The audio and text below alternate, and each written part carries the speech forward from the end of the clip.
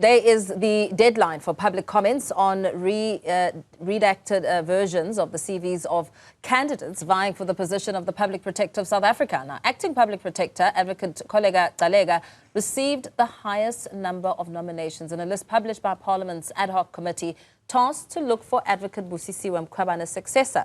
Gcaleka and 37 other candidates have made the cut for this stage of the process. Athi Mtongana joins us live now for more on the story. Athi, a very good afternoon to you. What are the latest developments?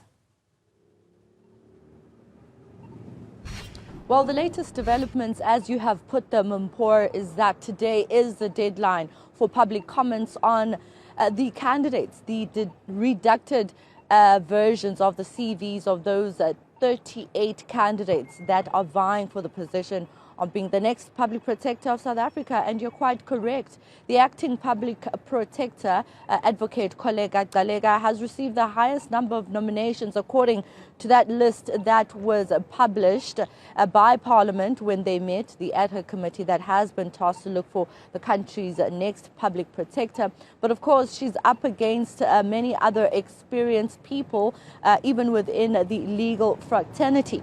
So what they will be doing after receiving these public comments, they will be looking at them, because members of the public were invited to place on record whether they are for some of these candidates or they are against. They should be able to make comments on whether they object or not on those candidates. And also the link to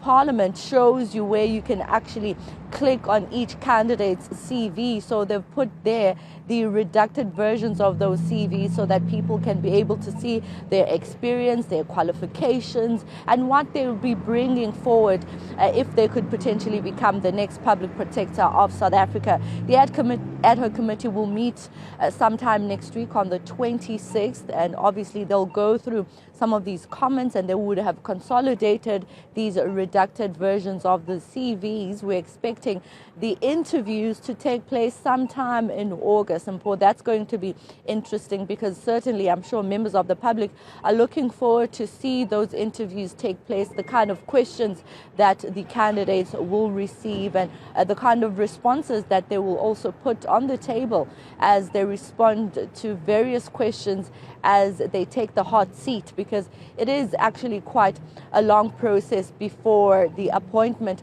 of the next Public Protector, because once that ad hoc committee is done, they'll then take that name to the National Assembly, and inevitably President Cyril Ramaphosa will be the one to make the appointment of the next Public Protector of South Africa. Absolutely. And Athi, as that vetting process gets underway, I suppose when the interview process also comes, it will be important in terms of criteria, especially given what the past few years have looked like under Advocate Busisiwe Mkhwebane. What sort of criteria will be up for scrutiny?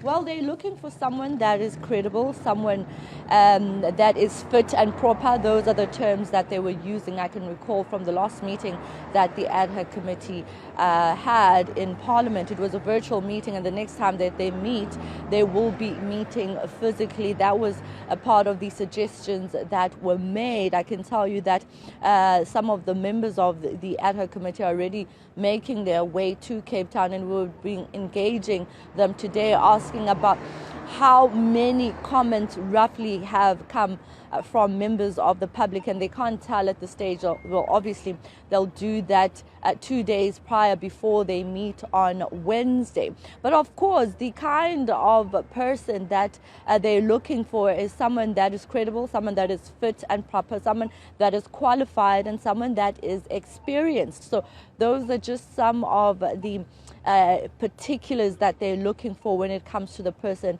that will take up that position, as Advocate Busisiwe Mkhwebane's term comes to an end soon. And we know that judgment by the Constitutional Court recently means that she cannot go back to office as she remains suspended. Absolutely. Very well. Athi Mtongana, let's perhaps leave it there for now. Of course, one to continue watching, as today is the D-Day for public comments when it comes to the next Public Protector.